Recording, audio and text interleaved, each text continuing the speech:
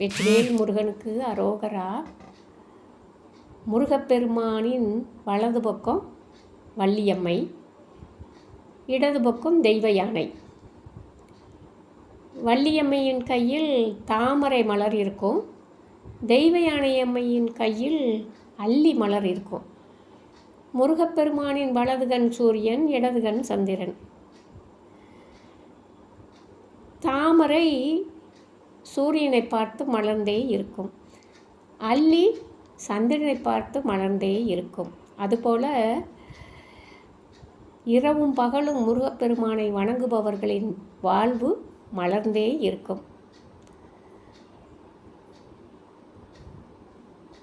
வள்ளியாகிய நாம் இறைவனை முழு நம்பிக்கையுடன் வணங்கினால் அவன் தன் நிலைக்கு, தெய்வ நிலைக்கு உயர்த்துவார். நம்ம அருணைநாத பெருமானை தான் பாடுவார் பாருங்க.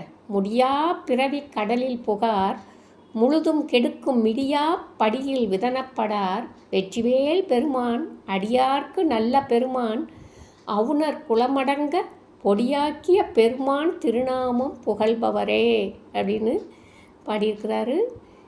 எனவே நாம் முருகப்பெருமானின் திருநாமங்களை சொல்லி எல்லா நலன்களும் பெறுவோமாக. வெற்றிவேல் முருகனுக்கு அரோகரா.